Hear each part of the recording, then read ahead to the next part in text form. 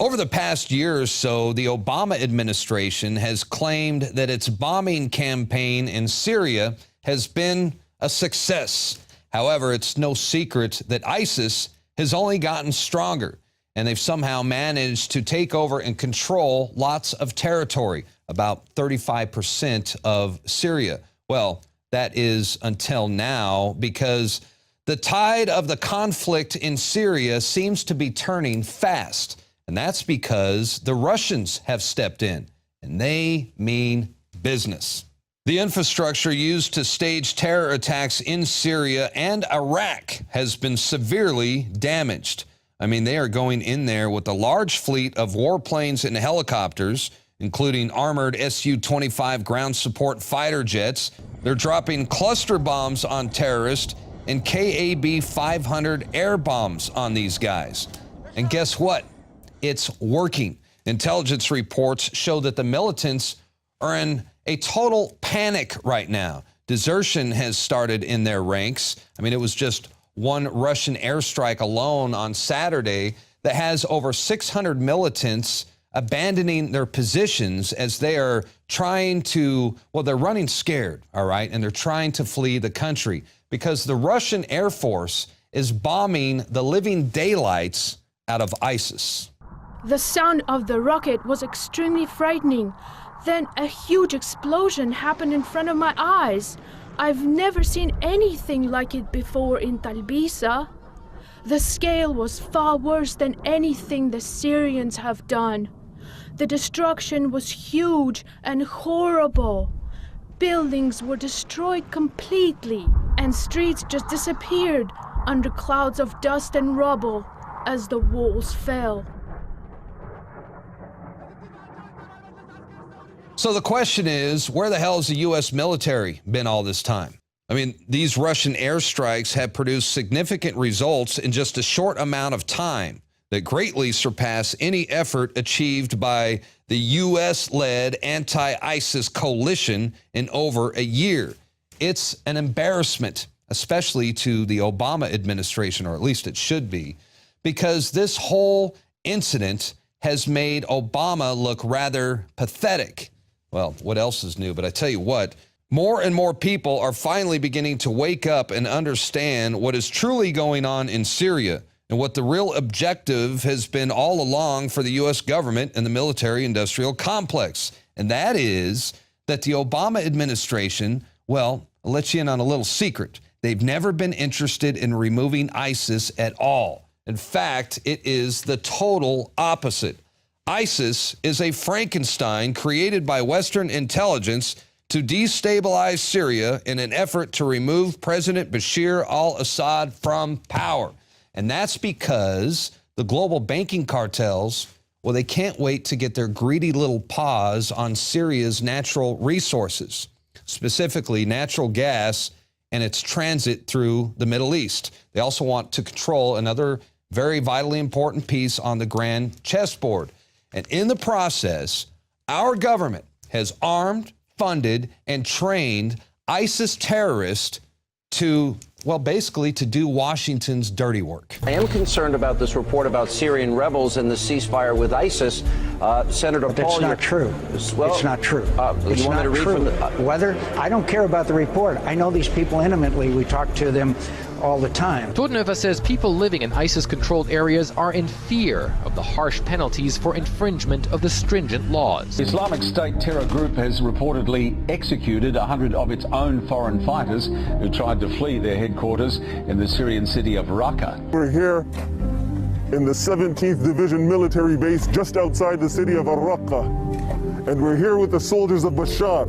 You can see them now digging their own graves in the very place where they were stationed. Can ISIS be defeated in this battle here? That's the big question mark. And if ISIS can't be defeated, having taken this fight now back to ISIS, and if the Iraqi military is unsuccessful, then I think you have to look at a very different map in the Middle East. So look, there's no doubt that the U.S. government is responsible for the creation of ISIS.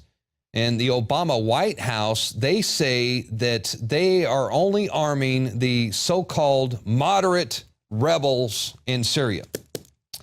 But we know better than that. I mean, we've seen a whole trail of evidence throughout the entire country, like U.S. weapons airdrops that somehow, magically, mysteriously, and accidentally keep ending up in the hands of ISIS, along with a whole bunch of Toyota pickup trucks.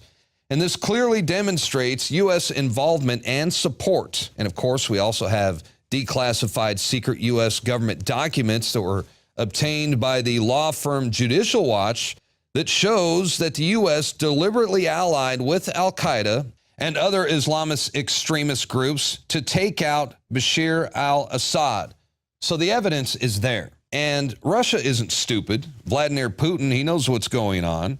And he's only openly and publicly declared that Obama has indeed armed ISIS.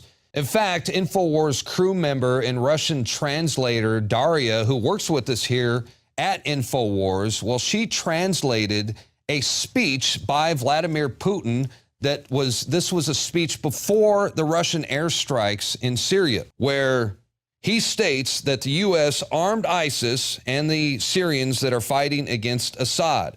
Once again, proving what we've been saying here at INFOWARS all along.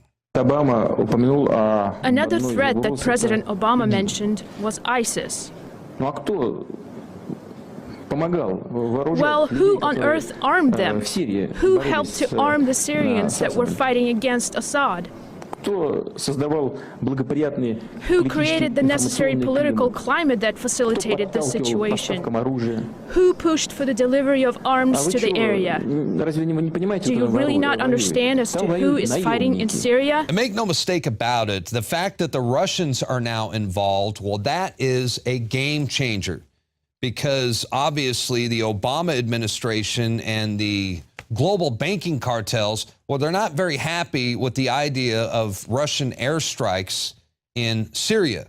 And this is where it starts to get very dangerous, because this is how the war starts to escalate. British defense officials have instructed fighter jet pilots to shoot down Russian jets over Syria.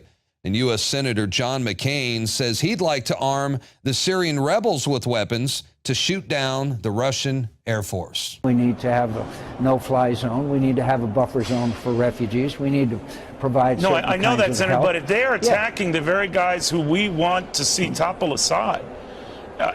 You would let American planes just continue to pass them and let them do that? No, but I might do what we did in Afghanistan many years ago to give those guys the ability to shoot down those planes. That equipment is available. Who would be shooting them down? The Free Syrian Army.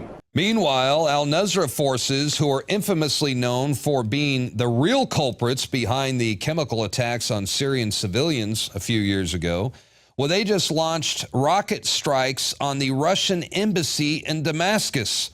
Rockets that were, well, more than likely supplied by U.S. forces. This is a buildup to a global conflict. Meanwhile, Zero Hedge is reporting that the commander of Iran's Quds Force, Qasem Soleimani, well, he violated a UN travel ban. He visited Russia and held meetings with the Kremlin. The Pentagon says those meetings were very important and helped accelerate the timetable for Russia's involvement in Syria. This looks like the biggest standoff between Russia and the United States since the Cold War. And don't expect Saudi Arabia and Israel to just stand there on the sidelines either, especially now that it looks like Iran wants to join the fight. Hundreds of Iranian forces have arrived in Syria in the last 10 days, and they will soon join the fight in a major ground offensive backed by Russian airstrikes. That's according to Reuters. So there is an emerging military alliance between Russia, the Syrian army, and its allies, Iran.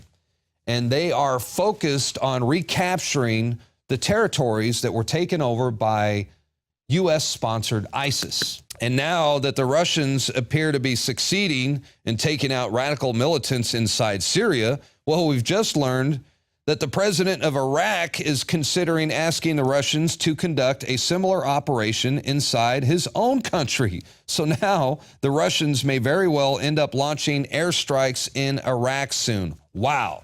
So there you have it. Call it what you like. To me, it looks like a preview of World War III.